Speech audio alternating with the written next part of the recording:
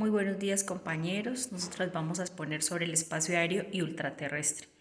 Nuestro grupo está conformado por John Mauricio Álvarez Chacón y quien les habla, Lina María Rodríguez Castiblanco. Espacio aéreo.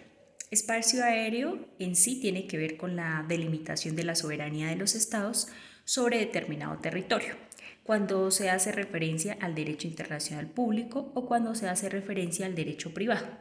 En la parte de bienes es la facultad que tiene el propietario de disponer libremente del espacio aéreo que le está por encima de su bien, es decir, el aire es lo que lo conforma cualquier espacio.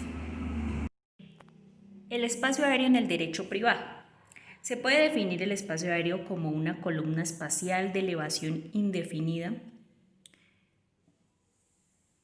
sobre un predio, respecto del cual se puede disponer para el efectivo uso y goce del mismo dentro de los límites dados por la ley.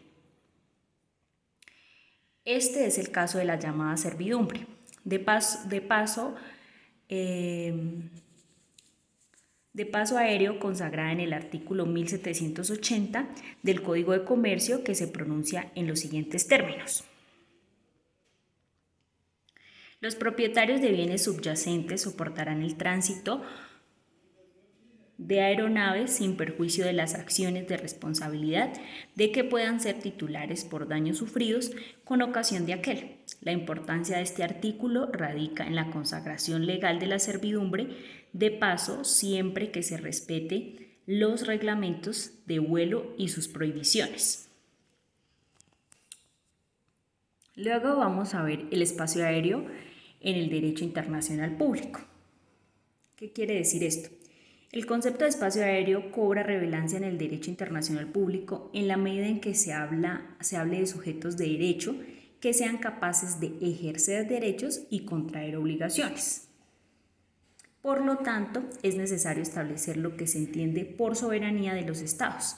Es así como un estado, al ser soberano, cuenta con la total autonomía para tomar sus decisiones y ser sujeto de las relaciones internacionales. Así, en el momento de ejercer sus derechos en el espacio aéreo, debe estar legitimado en su poder para hacer uso de lo que le es propio, como por tomar determinaciones sobre el territorio que le pertenece. También encontramos las doctrinas sobre la soberanía. Se han planteado varias teorías sobre el espacio aéreo en relación con la facultad que tengan los estados para disponer de esa parte del territorio, en las cuales encontramos la libertad absoluta, la libertad con reservas, la libertad indeterminada, intermedia, la soberanía total y la abolición de la soberanía. La libertad absoluta podemos decir que tiene que ver con la inapropiabilidad del aire debido a la carencia de corporabilidad, por lo tanto el aire es libre, o sea, res hominum communis. De esta forma, cualquier estado estaría facultado para utilizar el espacio aéreo del país vecino y de cualquiera que le pareciere llamativo. Dada la naturaleza del espacio, cosa común, pero dicha tesis es de aplicación restringida, debido a que cada estado es soberano sobre su porción del espacio aéreo. De esta se desprende que hay plena libertad de vuelo única y exclusivamente en el espacio aéreo sobre alta mar y en las regiones inocupadas sin nación protectora. Luego vamos a hablar de la libertad con reservas.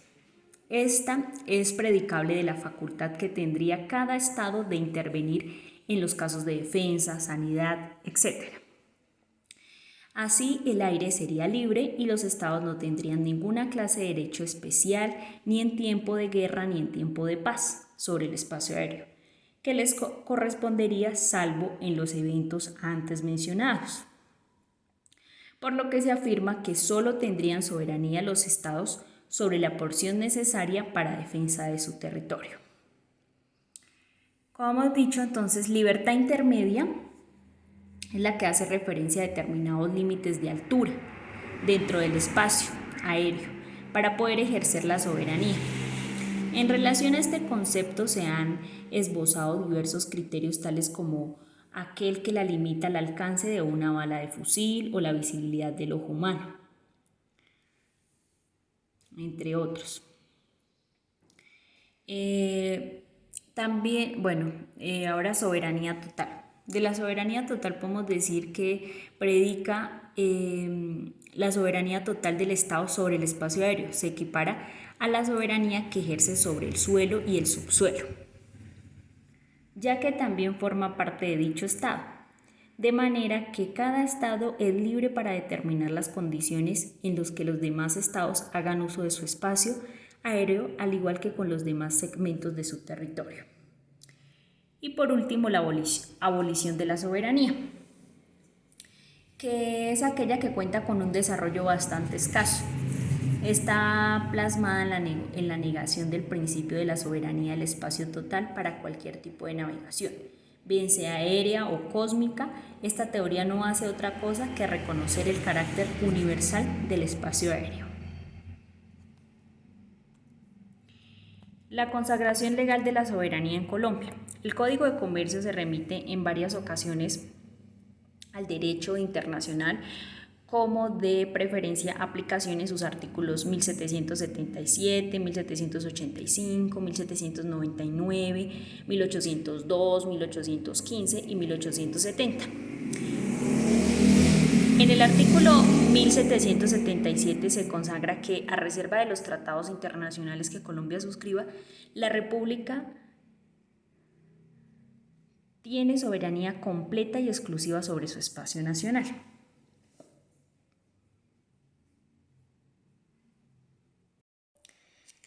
Esto quiere decir que pues expresamente los tratados internacionales en el tema de la soberanía, afirmando que la legislación interna solo tiene vigencia a falta de estos. Así las cosas, pues es necesario remitirse a los tratados internacionales que se hayan suscrito. Sobre el tema, Colombia, al formar parte de la Convención de Aviación Civil de Chicago de 1944, le es aplicable el artículo primero, que desarrolla un principio general de soberanía. Esta convención fue incorporada al derecho interno por la Ley 12 de 1947, convirtiéndose en Ley de la República.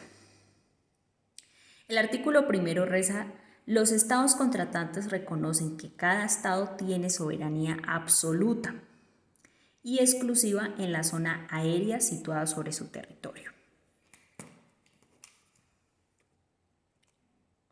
Los convenios internacionales. Pues los acuerdos, tratados y los convenios internacionales de carácter multilateral y bilateral son indiscutiblemente la fuente principal del derecho aéreo. De conformidad con estos acuerdos se han desarrollado la legislación interna de cada estado. Los convenios multilaterales, ya sean de derecho privado o derecho público, consagran el consentimiento de un grupo importante de estados con respecto a las relaciones jurídicas de la navegación aérea internacional, entre los cuales encontramos los siguientes. Bueno, entonces encontramos la Conferencia Internacional de Navegación Aérea de París de 1889. Esta fue la primera conferencia internacional en la cual se propuso principalmente la calidad internacional del derecho aéreo. A partir de entonces se hizo más frecuente el empleo de aparatos voladores más pesados que el aire. También encontramos conferencias de La Haya 1899 y 1907. En esta, los primeros acuerdos relacionados directamente con el derecho aéreo se remontan a la Conferencia de La Haya de 1899, donde el tema central es el carácter bélico de las aeronaves. Mediante este acuerdo se logra consenso en la prohibición de lanzar explosivos o proyectiles desde cualquier medio aéreo. La Conferencia de 1907 repite esta declaración, pero no obtuvo la aceptación de las grandes potencias.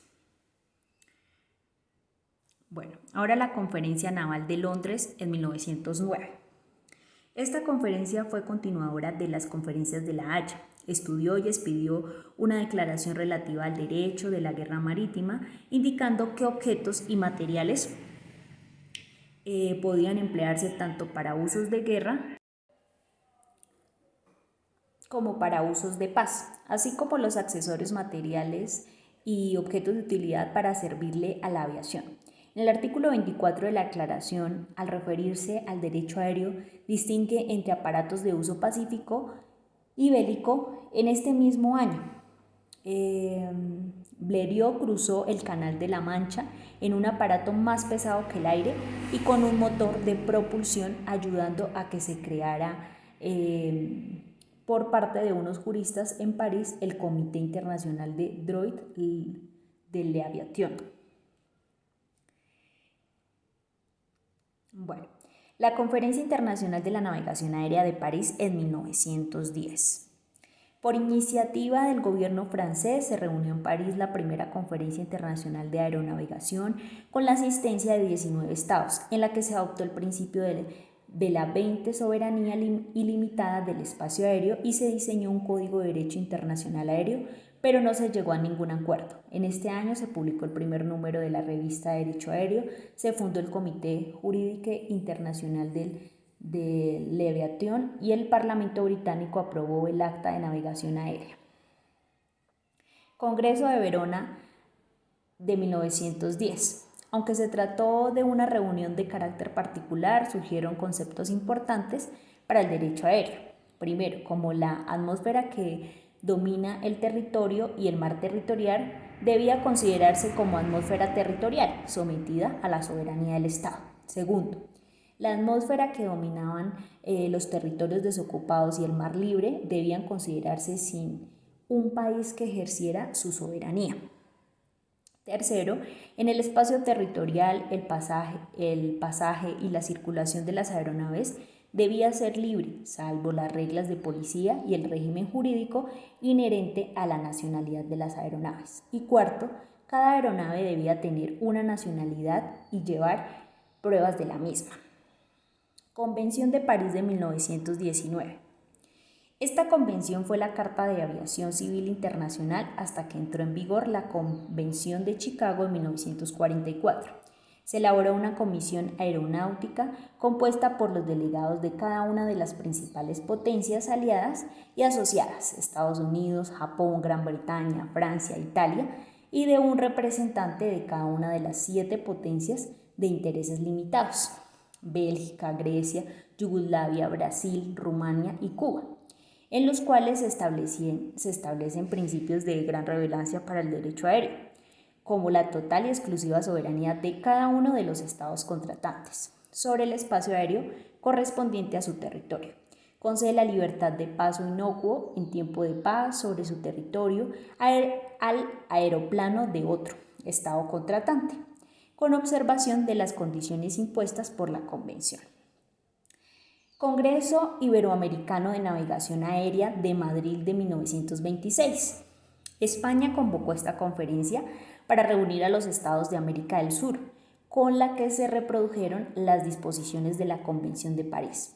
La conclusión más importante fue la consagración de la facultad de los estados signatarios de autorizar el sobrevuelo de las aeronaves de estados signatarios. Conferencia de Chicago de 1944.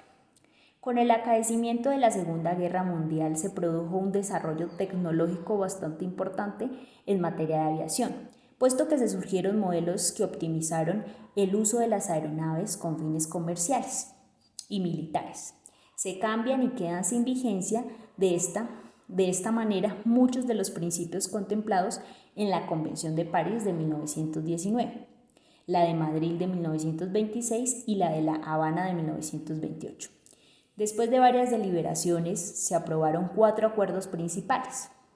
El primer acuerdo, el Acuerdo Interino sobre Aviación Civil Internacional. El segundo, la Convención sobre la Aviación Civil Internacional. El tercero, Acuerdo Internacional de Servicios Aéreos de Tránsito. Y el último, Acuerdo Internacional de Transporte Aéreo.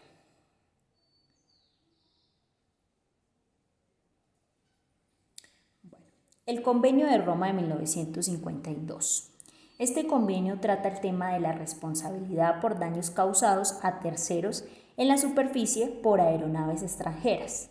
La importancia de este convenio radica en la implantación de los límites de las sumas a pagar como consecuencia del perjuicio causado. Convención y como por último la Convención de Tokio de 1963 y la Conferencia de La Haya de 1970. El tema central de estas dos convenciones tiene que ver con los ilícitos que se cometan a bordo de las aeronaves y las facultades para reprimir el apoderamiento ilícito de las aeronaves. Debido a que la diversidad de los intereses de carácter político y económico fue casi imposible la ratificación de la Convención de Chicago. Al igual que los demás convenios citados por parte de todos los estados participantes, de manera que han sido necesarias una gran cantidad de negociaciones bilaterales entre los diversos países. Se tienen datos de que existen más de 11.324 acuerdos entre 150 estados, donde cada vez se busca limitar más las libertades establecidas en la Conferencia de Chicago en aras de la protección de los intereses económicos de las compañías aéreas de los países más débiles económicamente. En el caso colombiano podemos encontrar acuerdos con España, Reino Unido, Panamá, Alemania, Portugal, Francia, Estados Unidos, Brasil, Suiza, Italia y Uruguay, entre otros. Bueno, mi compañero seguirá con el tema de ultraterrestre. Muchísimas gracias.